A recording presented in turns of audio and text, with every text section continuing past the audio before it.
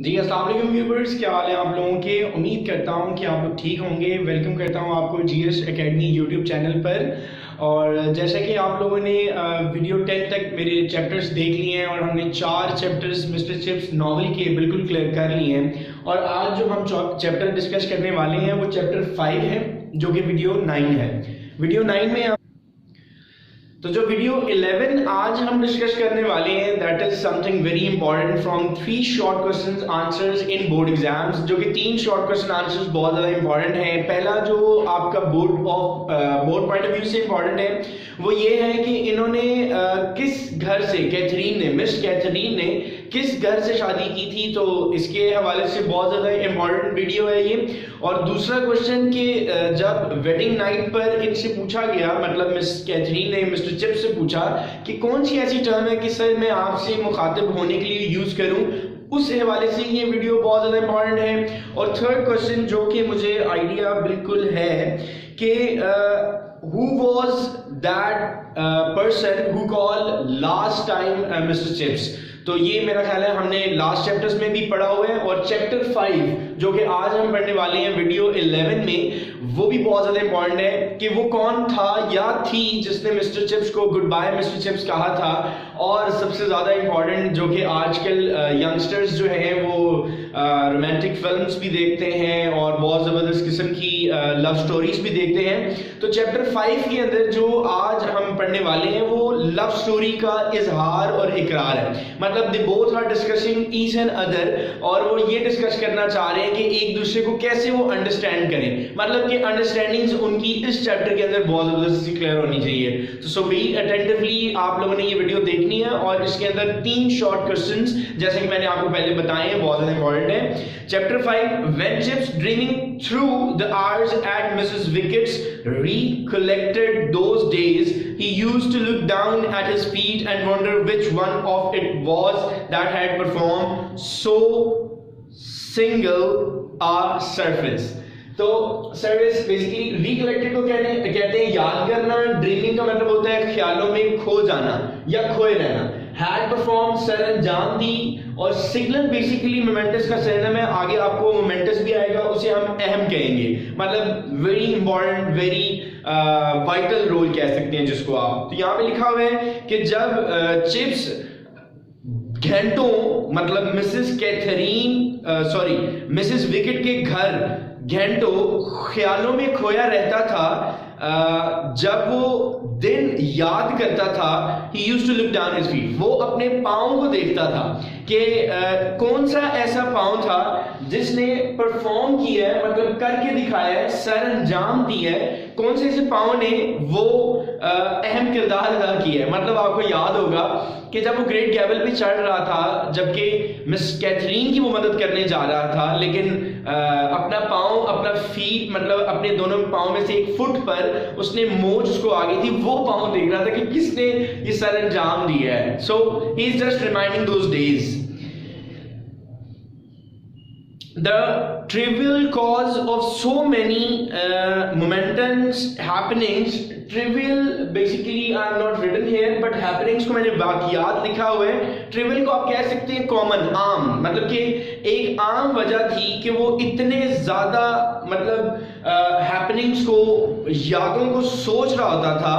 Glorious हम of the cable, मतलब वो जो एक जगह जहां पर उनका मतलब कि अट्रैक्शन हुई थी दोनों की, वो हम मतलब हिल को कहा जा रहा है, हम टीला हिल को कहते हैं। और ग्लोरियस दिलकश टीला जो कि गेबल का था, ग्रेट गेबल का था, वो सोच रहा था। He had never visited the lake district since, और तब से लेकर उसने लेक डिस्ट्रिक्ट को विजिट भी नहीं किया था, गया भी नहीं था। And the mouse great depths of vast water under the सेक्रीज एक जगह का नाम है, वेस्ट वाटर भी एक जगह का नाम है, मतलब एक प्लेस है, एक समुंदर है, उसको वेस्ट वाटर उन्होंने कह दिया है। उनकी गहराइयों में गहरा खाकस्तरी को देख रहा है, मतलब उनकी गहराइयों को वो नोट डाउन कर रहा है। ही कुड रीस्मेल द वॉस्ट एयर, मतलब वो है मिसेस विकेट के घर ही, मतलब लैंड लेडी के घर ही है, मालकिन के घर ही है, जिसको मिसेस विकेट्स कहा जा रहा है। लेकिन एक्चुअली कहने का मकसद ये है कि वो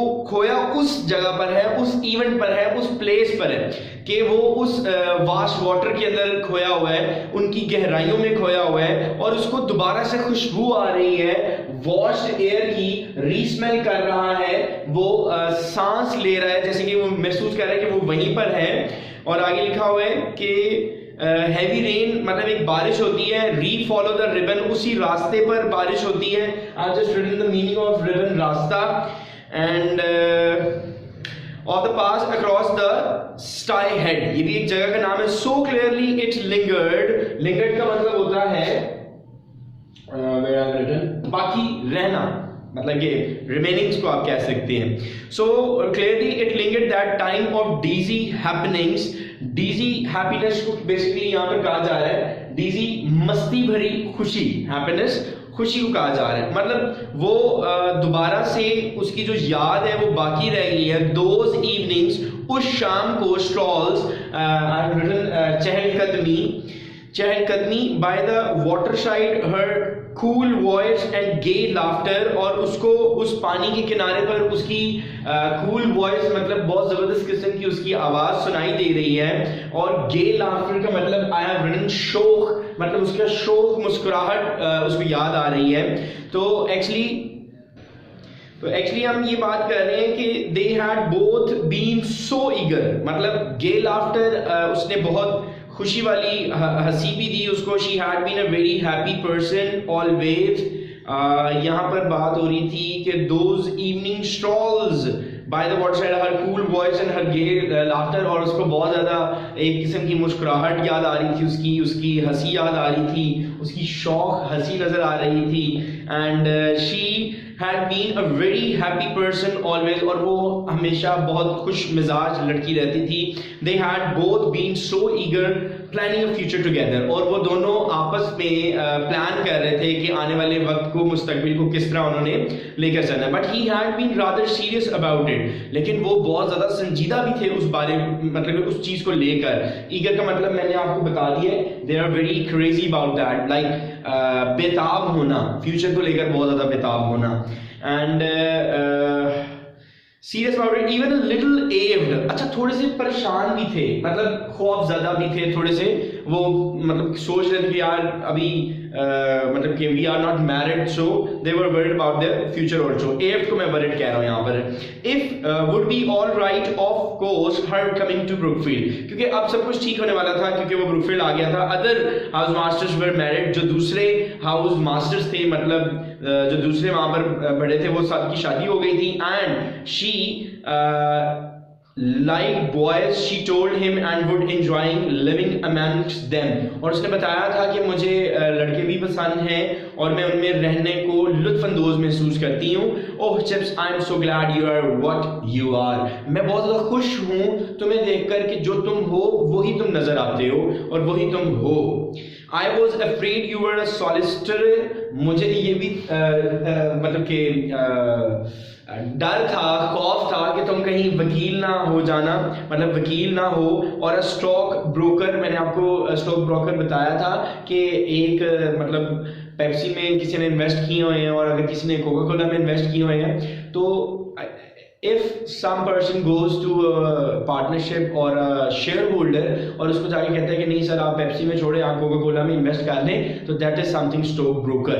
तो वो कहती है कि मुझे लगा था कि आप स्टॉक ब्रोकर भी होंगे या डेंटिस्ट होंगे या man with a big cotton business in Manchester. ये बहुत इंपॉर्टेंट क्वेश्चन है कि वो जब पहले मिलती हैं उनसे मिस्टर चिप से, तो वो क्या सोचती हैं, what were the views of miss Catherine जब उनको वो फर्स्ट मेट करती हैं। तो ये आपका पहला शॉर्ट क्वेश्चन जो कि बहुत इंपॉर्टेंट है। तो वो उन्होंने यही सोचा था कि ये सॉलिसिटर होंगे, स्टॉक ब्रोकर होंगे, डेंटिस्ट होंगे या man with a big cotton business at Manchester होंगे।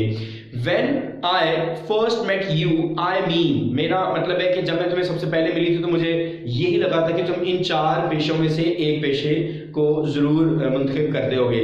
School mastering so different, so important, don't you think? आपको पता है कि ये जो स्कूल में पढ़ाना है ये बहुत मुख्तलिफ होता है, बहुत अच्छा होता है और लोग इसको अच्छा भी मतलब समझते हैं। Don't you think? आपको नहीं लगता to be influencing those who are going to grow up, उनसे मुतासर होना जो बड़े हो रहे होते हैं, मतलब स्टूडेंट्स की बात हो रही है, and matter to the world, और उन्होंने काफी अहम होना है। मैटर का मतलब मैंने लिखा है कि बहुत ज्यादा अहम होना है। So I am not written here but you have to note down. Matter का मतलब होता है बहुत ज्यादा अहम होना है, मतलब आने वाले फ्यूचर के लिए अहम होना है, तो तुम उनको पढ़ा कर मुतासिर नहीं होते हो।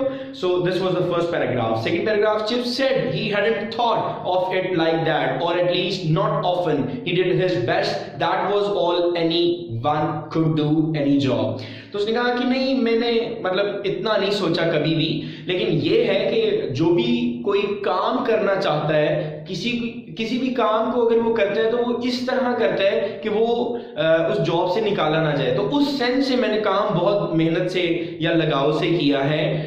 ही डिड हिज बेस्ट, उसने बहुत बेहतर किया। दैट वाज ऑल एनीवन, क्योंकि हर कोई ऐसे ही करता है कि हम अपनी जॉब में बेस्ट दें। तो चिप्स ने भी यही किया था।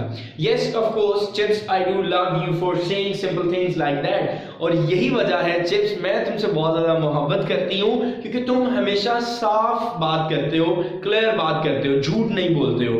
एंड वन मॉर्निंग, और एक सुबह, another memory gem clear when he turned to it, he had for some reason been afflicted with an acute desire to depreciate himself। और एक सुबह एक और याद उसको आती है, gem clear, where is gem clear, and there it is, हीरे की तरह शफाफ।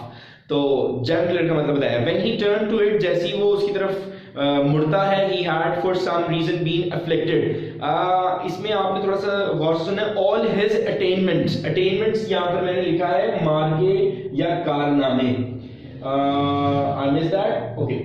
तो अटेनमेंट बेसिकली कहते हैं कारनामों को। तो वो अपने कारनामे सोच रहा है, अपनी सारी बातें देख रहा है। डेप्रिसिएटेड का मतलब मैंने लिखा है कि हकीर समझता है। और एक्यूट डिजायर का मतलब, एक्यूट को कहते हैं शदीद, डिजायर का मतलब होता है चाहना, ठीक है। तो he had for some reason, वो उनमें मतलब के गुमा हुआ था, ही इन्वॉल्व था। तो इन दो चीजों में इन्वॉल्व था, एक उसकी जो कारनामे थे और एक जो मतलब डेप्रिशिएट हुआ था, डिसग्रेस हुआ था, हकीर समझ रहा था। He had told her of his only mediocre degrees, इन चीजों में वो मुब्तला हुआ था, क्योंकि उसको पता था कि उसकी इतनी खास डिग्री नहीं है, एवरेज डिग्री है। ये भी एक एमसीक्यू है बहुत जबरदस्त किस्म का, कि उसकी जो डिग्री थी क्या वो बहुत हाई फाई थी? तो आप लिखेंगे नहीं जी, औसतन थी, एवरेज डिग्री थी, मीडियोकर उसकी डिग्री थी। तो मैंने यहाँ पे मीडियोकर का मतलब लिखा हुआ है औसत दर्जे वाली, औसत दर्जे की। एंड ऑफ ओकेजनल, गाहे गाहे को कहते हैं, मतलब कभी कभार को कहते हैं, ओकेजनल समटाइम्स को कहते हैं, शेल्डम को कहते हैं। डिफिकल्टीज ऑफ डिसिप्लिन, उसको गाहे गाहे मतलब कभी कभार उसको परेशानी आती रहती थी अपने डिसिप्लिन के हवाले से, अपने रूल्स मतलब बच्चों को संभालने के हवाले से। End of certainty that he would never get a promotion, और उसको यकीन था, सर्टेनिटी, ठीक है, उसको यकीन था कि उसको अब प्रमोशन नहीं मिलने वाली है। और of his complete ineligibility to marry a young and ambitious girl, और उसको ये भी पता था कि वो नाअहल है किसी भी खूबसूरत और नौजवान और एम्बिशियस का मतलब तरक्की की ख्वाहिशमंद लड़की, मतलब कि ऐसी लड़की से वो शादी नहीं कर पाएगा कि वो जो तरक्की करना चाहती है। एक एम्बिशियस का ये मतलब बताया है, और इनएलिजिबिलिटी नहीं है, वो अहल नहीं है, वो अपने आप को ना अहलियत समझता है, अहल नहीं समझता। And at the end of it all she had laughed in answer. तो मतलब ये सारी बातें वो करता है, कितना शफाफ है। एक और वो रीजन देता है, जेम क्लियर वाला रीजन देता है, हीरे की तरह शफाफ वाला वो रीजन देता है, और वो कहता है कि मैं इस तरह का नहीं हूँ, मतलब कि मैं ये सारी चीजें सोचता था, and I can't believe you are sitting in front of me.